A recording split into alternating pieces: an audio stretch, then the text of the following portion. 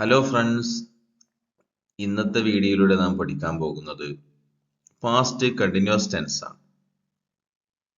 എന്താണ് past continuous tense എന്നും അതിന്റെ ഉദാഹരണങ്ങളും അത്തരം സെന്റൻസുകളും ഏത് രൂപത്തിലാണ് എങ്ങനെയാണ് ഉണ്ടാക്കുക എന്നും നാം പഠിക്കും. അതേപോലെ തന്നെ പാസ്റ്റ് കണ്ടിന്യൂസിലുള്ള 4 types of sentence: assertive sentence, negative sentence, yes or no question sentences and WH question sentenceും വളരെ വിശദമായി പഠിക്കുന്നതാണ്. ഓക്കെ, എന്നാൽ വീഡിയോയിലേക്ക് കിടക്കാം. നോക്കൂ, പാസ്റ്റ് കണ്ടിന്യൂസ് ടെൻസ് അസേർട്ടീവ് അഥവാ പോസിറ്റീവ് സെന്റൻസ് എന്താണ് അത് എന്നൊരു ക്വിക്ക് ഡെഫിനിഷൻ നമുക്ക് പറയാം. It is used to denote an action that was going on in the past. കഴിഞ്ഞ കാലത്ത്, പാസ്റ്റ് ടെൻസിൽ കഴിഞ്ഞ കാലത്ത് നടന്നുകൊണ്ടിരിക്കുന്ന ഒരു കാര്യത്തെ, തുടർച്ചയായി നടന്നുകൊണ്ടിരിക്കുന്ന ഒരു കാര്യത്തെ സൂചിപ്പിക്കാൻ വേണ്ടിയിട്ടാണ് ഈ ടെൻസ്, ഈ പാസ്റ്റ് കണ്ടിന്യൂസ് ഉപയോഗിക്കുന്നത്.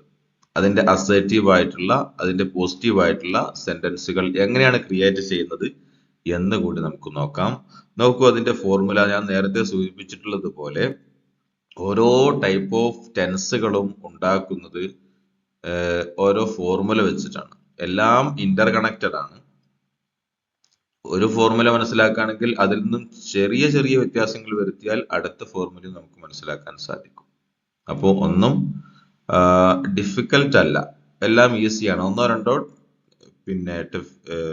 ഫോർമുല മാത്രം മനസ്സിലാക്കിയാൽ ബാക്കിയുള്ളതും അതൊരു ചെയിൻ ആയിട്ട്, ഒരു സീരീസ് ആയിട്ട്, എല്ലാം ഇന്റർ കണക്റ്റഡ് ആയിട്ട് നമുക്ക് മനസ്സിലാക്കാൻ സാധിക്കും. നോക്കൂ, സബ്ജക്റ്റ് ആണ് ആദ്യമായിട്ട് ഉപയോഗിക്കേണ്ടത്. ഏതൊരു സെന്റൻസ് തുടങ്ങുമ്പോഴും സബ്ജക്റ്റ് കൊണ്ടുവരണം എന്നതുപോലെ ഈ പാസ്റ്റ് കണ്ടിന്യൂസിലും സബ്ജക്റ്റ് കൊണ്ടാണ് തുടങ്ങേണ്ടത്. അതിന്റെ ശേഷം വാസ് അല്ലെങ്കിൽ വേർ രണ്ടാൽ ഒന്നാണ് കൊടുക്കേണ്ടത്. വാസ് അല്ലെങ്കിൽ വേർ രണ്ടിൽ നിന്ന് ഏതെങ്കിലും ഒന്ന് സബ്ജക്റ്റിനനുസരിച്ച് നാം കൊടുക്കണം. എന്ന് പറഞ്ഞാൽ സബ്ജക്റ്റ് സിംഗുലർ ആണെങ്കിൽ വാസ് ആണ് എടുക്കേണ്ടത്, വേർ എടുക്കേണ്ടതില്ല. പ്ലൂറൽ ആണെങ്കിൽ വേർ എടുക്കണം, വാസ് എടുക്കേണ്ടതില്ല. ഓക്കെ, അത് കൊടുത്തതിന് ശേഷം verb 1, first form of the verb use ചെയ്യുന്നു.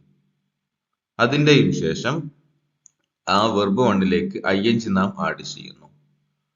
ഓക്കെ, പിന്നെ അതിന്റെ ശേഷം ഒബ്ജക്റ്റ് എന്തെങ്കിലും പറയാനുണ്ടെങ്കിൽ, എന്തെങ്കിലും ഒരു ഒബ്ജക്റ്റ് പറയാനുണ്ടെങ്കിൽ അതും നമുക്ക് പറയാവുന്നതാണ്. അത് ഓപ്ഷണൽ ആണ്.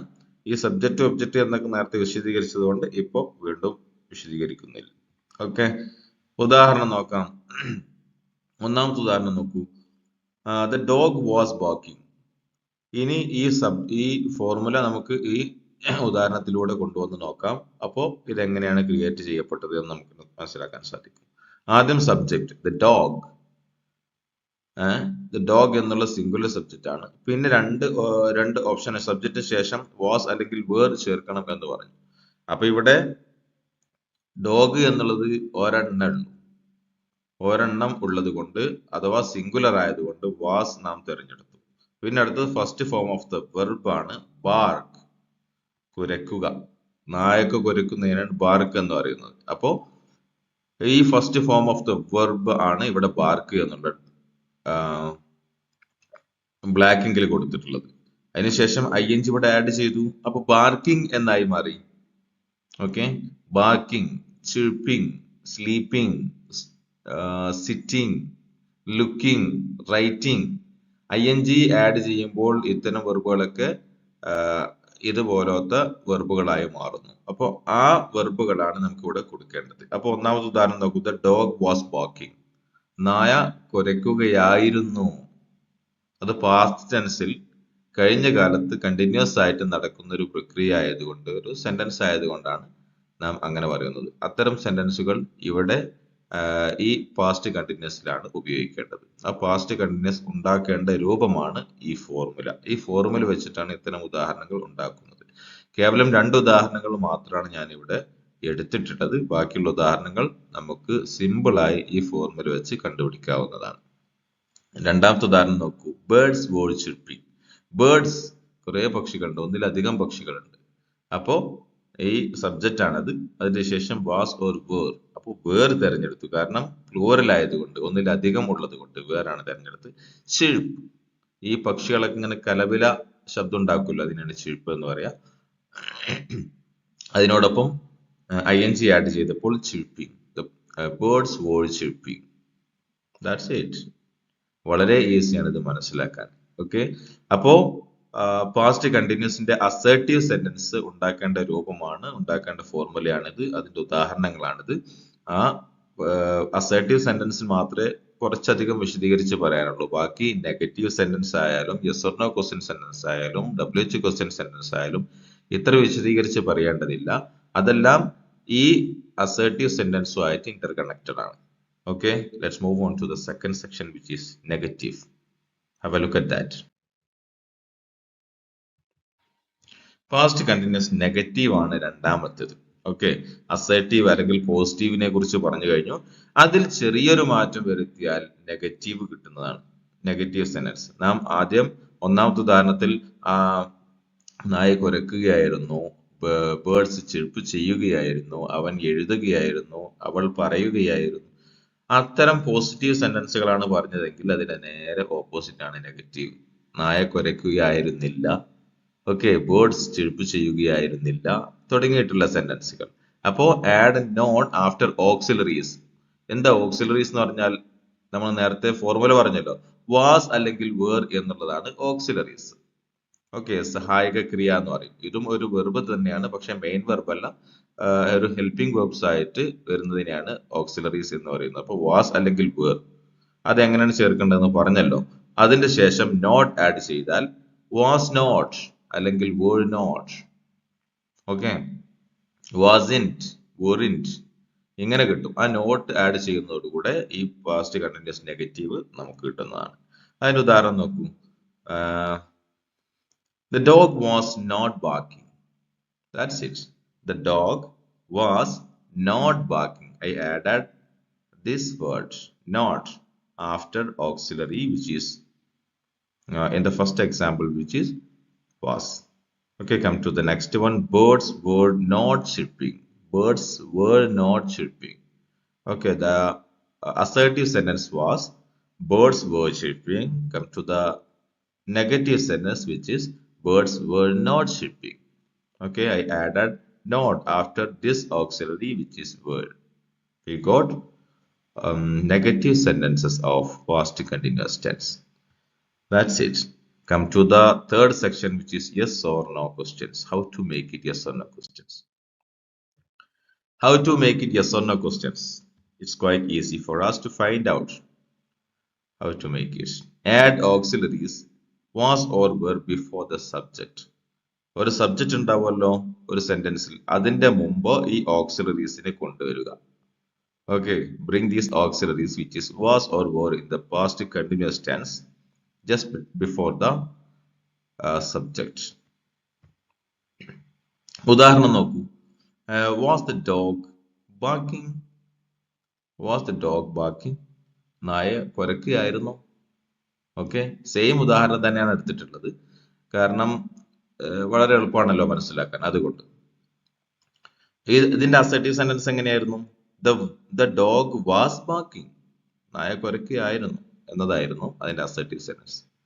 അതിന്റെ പിന്നെ yes or no question sentence എങ്ങനെയായി മാറി? Was the dog barking? ഒരു ക്വസ്റ്റ്യൻ ടോണിൽ ഇത് പറയുകയും ചെയ്താൽ യെസ് ഓർ നോ ക്വസ്റ്റ്യൻസ് ആയി. Come to the second example. Were the birds chirping? The birds were chirping എന്നുള്ളതായിരുന്നു അതിന്റെ അസർട്ടീവ് സെന്റൻസ്. From assertive sentence we are making the yes or no question sentences. Okay, we are taking the auxiliaries and bringing in front of the subjects. That's how we get the yes or no question sentences. So look at this. Were the birds chirping? Birds, പക്ഷികൾ കലപില ശബ്ദം ഉണ്ടാക്കുകയായിരുന്നോ? ഇതുപോലെ നമുക്കും ഒരുപാട് ഉദാഹരണങ്ങൾ ഉണ്ടാക്കാവുന്നതാണ്. Okay, come to the next one, which is past continuous WH question sentences. This is my order. First, I will take the assertive sentence, negative sentence. Third one, which is yes or no questions, and the WH question. Okay. Add any WH question word into yes or no questions. അപ്പോ എല്ലാം ഈ സെന്റൻസുകളൊക്കെ ഉണ്ടാക്കേണ്ട ഫോർമുലയും അതിന്റെ സ്ട്രാറ്റജിയൊക്കെ ഏകദേശം പിന്നെ similar ആയതുകൊണ്ട് വീണ്ടും വീണ്ടും ഇങ്ങനെ റിപ്പീറ്റഡ് ആയിട്ട് പറയേണ്ടതില്ല. അപ്പോൾ ഈ WH ക്വസ്റ്റ്യൻസ് വേർഡ് ഏതെങ്കിലും ഒരു WH question word yes or no questions സെന്റൻസിലേക്ക് ആഡ് ചെയ്താൽ WH ക്വസ്റ്റ്യൻ സെന്റൻസ് നമുക്ക് കിട്ടും. Okay, come to the examples. ഈ ഡാർക്കിൽ എഴുതിയതാണല്ലോ, ഈ ഡാർക്കിൽ എഴുതുന്നതാണ് എന്ത് yes or no question sentence. Was the dog barking? Was the dog barking? Look at this. Was the dog barking? ഇതാണ് എന്ത് yes or no question sentence. അതിന് മുമ്പിലേക്ക് വൈ എന്നുള്ള WH ക്വസ്റ്റ്യൻ വേർഡ് ആഡ് ചെയ്തപ്പോൾ WH ക്വസ്റ്റ്യൻ സെന്റൻസ് കിട്ടി. Why was the dog barking? എന്തിനാ നായ കുരയ്ക്കുന്നത്? എന്തിനായിരുന്നു നായ കുരച്ചിരുന്നത്? ഓക്കെ, ഇനി രണ്ടാമത്തെ എക്സാമ്പിളിലേക്ക് നോക്കൂ. were the birds chirping? പക്ഷികളൊക്കെ ചിർപ്പ് ചെയ്യുകയായിരുന്നു. അപ്പോ ഈ ഹൗ എന്നുള്ള WH ക്വസ്റ്റ്യൻ വേർഡ് ഇവിടെ ആഡ് ചെയ്തു. എന്ത് കിട്ടി? How are the bird chirping? എങ്ങനെയായിരുന്നു ബേർഡ്സ് ഒക്കെ ചിർപ്പ് ചെയ്തിരുന്നത്? Quite easy to understand. അപ്പോ ഈ ഫോർമുല വെച്ചുകൊണ്ട് മാത്രമല്ല, ഈ ഒരു ടൈപ്സ് ഓഫ് സെന്റൻസ് നോക്കൂ, ഈ ടൈപ്സ് ഓഫ് സെന്റൻസുകൾ അഥവാ അതിന്റെ ഓർഡർ അനുസരിച്ച് പഠിക്കുകയാണെന്നുണ്ടെങ്കിൽ എല്ലാ സെന്റൻസുകളും വളരെ ഈസി ആയിട്ട് മനസ്സിലാക്കാൻ സാധിക്കും. അഥവാ assertive sentence, negative sentence, yes or no question sentence and WH question sentence. അപ്പൊ ഇതൊരു സീരീസ് ആയിട്ടും ഇതൊരു ചെയിൻ ആയിട്ടാണ് വരുന്നത്. അസേർട്ടീവ് സെന്റൻസിൽ മാത്രമേ ചെറിയൊരു വിശദീകരണം ആവശ്യമായി വരുന്നുള്ളൂ.